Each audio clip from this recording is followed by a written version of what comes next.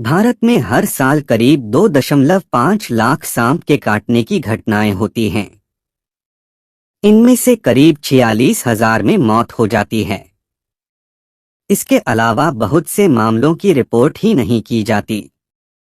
बहुत से लोग गांव में ही सांप के काटने का इलाज करते हैं क्योंकि इलाज की सही सुविधाएं उपलब्ध नहीं होती। सांप के काटने की घटनाएं गांवों में ज्यादा होती हैं। महिलाओं के मुकाबले पुरुषों के साथ सांप काटने की घटनाएं ज्यादा होती हैं। ऐसा इसलिए होता है क्योंकि पुरुष बाहर ज्यादा काम करते हैं। गर्मियों और बारिश के दौरान ये घटनाएं ज्यादा होती हैं क्योंकि इस मौसम में सांप गर्मी या बारिश के कारण अपने बिलों में से बाहर निकल जाते हैं। असमतापी के होने के कारण सांप सर्दियों सहन नहीं कर पाते और अपने बिलों में रहना ही पसंद करते हैं। सांप के काटने के बारे में कुछ तथ्य। सांप ज्यादातर पैरों और बाहों पर ही काटते हैं। करीब 70% बार पैर के निचले भाग में सांप काटता है क्योंकि सांप के लिए इस भाग तक पहुंचना आसान होता है।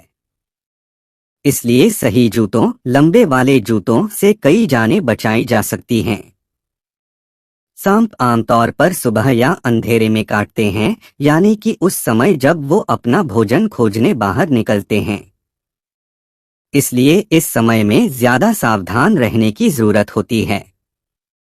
एक टॉर्च या रोशनी के लिए किसी और तरीके का इस्तेमाल करें। सांप के काटने में से केवल 20% घटनाएं जहरीले सांपों के काटने का होता है। अगर जहरीले सांप के काटने के तुरंत बाद ही सही उपचार उपलब्ध हो तो ज्यादातर जाने को बचाई जा सकती हैं।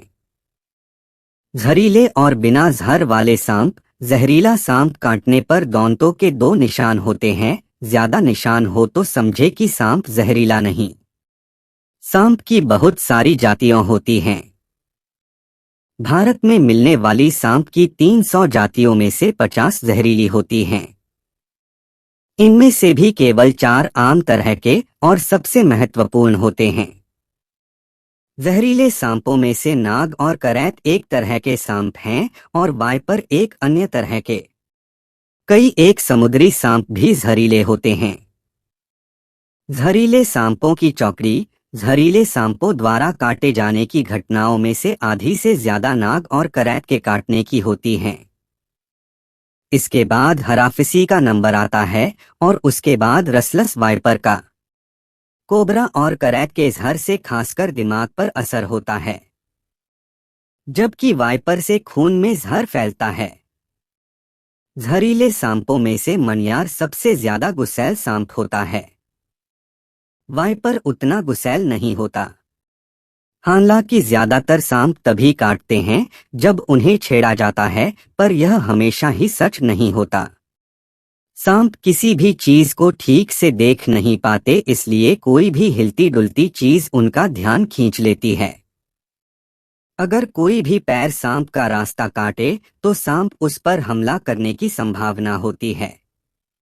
इसी तरह से घास आदि काटने के समय हाथों पर सांप काट लेते हैं। सांप के काटने से बचाव के लिए हाथों और पैरों को ठीक से सुरक्षित रखना बेहद जरूरी है। आहत व्यक्ति के द्वारा दिए गए विवरण के आधार पर किसी सांप, कोबरा के अलावा को पहचानना काफी मुश्किल होता है, क्योंकि जिस समय सांप काटता है तब अक्सर कम रोशनी होती है। इसके अलावा सांप बहुत तेजी से दौड़ते हैं। उन्हें ठीक से देख पाना संभव हो पाए इससे पहले ही वो भाग जाते हैं। डर और आघात सांप पहचानने में और भी मुश्किल पैदा कर देते हैं। इसलिए अगर व्यक्ति को सांपों के बारे में जानकारी न हो तो उसके द्वारा दिए गए विवरण के आधार पर सांप का पता नहीं लगाया जा सकता। अगर सांप को मारकर लाया गया हो तो उसे पहचानना संभव होता है। सांप का सिर पहचान का सबसे महत्वपूर्ण हिस्सा होता है। ऊपरी जबड़े में जहर के दांत होना सांप के जहरीले होने की निशानी होती है।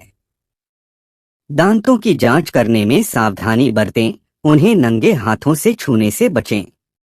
सभी 4 या 5 जहरीली तरह के सांप एक दूसरे से अलग तरह के होते हैं।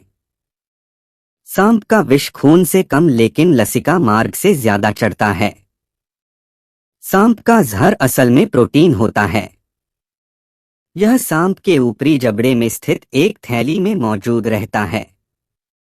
ऊपरी जबड़े के दोनों ओर स्थित एक एक थैली जहरीले दांतों की जड़ों में खुलती है। वाइपर के जहरीले दांत अंदर से नलीनुमा होते हैं, इंजेक्शन की सुई की तरह, इसलिए जहर ठीक शरीर के अंदर चला जाता है।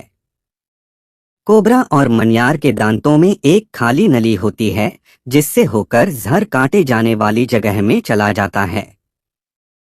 सांप अपने दुश्मन को मारने के लिए जहर का इस्तेमाल करते हैं। मेढक या चूहे को मारने के लिए यह जहर काफी ज्यादा होता है, परंतु दूसरी ओर इंसानों या मवेशियों को मारने के लिए एक डंक के जहर की मात्रा लगभग पर्याप्त होती है। करैत का जहर किसी भी और सांप के जहर से ज्यादा खतरनाक और विषैला होता है। छोटा वाइपर के एक बार काटने से औसतन जितना जहर निकलता है, उसकी मात्रा किसी मनुष्य को मारने के लिए जितना जहर चाहिए होता है, उससे आधी होती है। सांप के निचले भाग की खाल से भी सांप को पहचानने में मदद मिलती है। जहरीले सांपों में शल्क एक तरफ से दूसरी तरफ बिना टूटे हुए फैले होते हैं। बिना जहर वाले सांपों में ये शल्क बीच में विभाजित होते हैं। सांप के जहर का असर। सांप के जहर में 4 तरह के विषैले पदार्थ होते हैं। तंत्रिका विष मस्तिष्क पर असर करते हैं, खून के जमने पर असर करते हैं, हृदय पर असर करते हैं, आसपास के ऊतकों को खत्म कर देते हैं। मस्तिष्क विषों से दिल और श्वसन तंत्र के दिमागी केंद्रों पर असर करते हैं। इससे जल्द ही मृत्यु हो जाती है। इसी तरह से हृदय के रुक जाने से तुरंत मृत्यु हो जाती है। सांप के काटने से अचानक होने वाली मौतें दिल के जीव विषों के कारण होती हैं, परंतु कुछ मौतें हद से ज्यादा डर जाने के कारण होती हैं। मस्तिष्क विष करैत का जहर तंत्रिका तंत्र को बाधा करता है।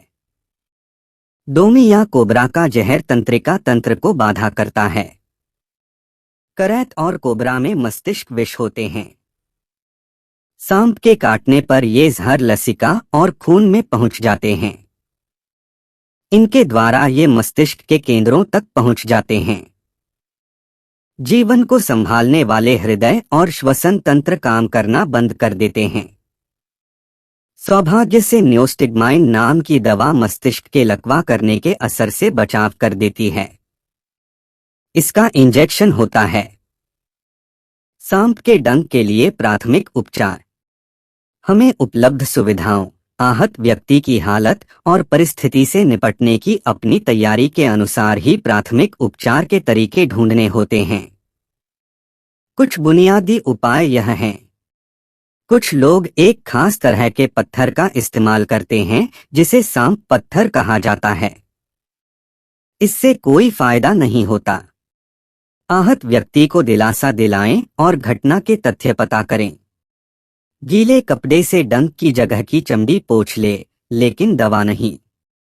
पोंछने से सांप का वहां पड़ा विष निकाला जाएगा। घायल को करवट पर सुलाए, जिससे उल्टी हो तब भी श्वसन तंत्र में न चली जाए। पैर या हाथ पर जहां डंक हो एक खपच्ची बांध दें ताकि उसका हिलना डुलना बंद हो जाए। इससे उस भाग में संचरण कमद हो जाता है। शरीर का उंचवाला अंग हृदय की अपेक्षा नीचे के स्तर पर रखे, इससे विष संचरण में आने से बचाव होगा। अगर काटने में जहर हो तो उसके लक्षणों की भी जांच करें। अक्सर जिस सांप ने काटा है वो नुकसान रहित होता है। टूर्निके का इस्तेमाल नहीं करें। इससे पैर में से काटे हुए स्थान से खून निकल सकता है और इससे पैर काला भी पड़ सकता है। कोथ काटी हुई जगह पर कट न लगाएं। दबाकर जहर निकालने के लिए पहले ऐसा किया जाता था। यह तरीका काम तो करता नहीं है, पर इससे काटे हुए स्थान पर संक्रमण होने की संभावना जरूर बढ़ जाती है।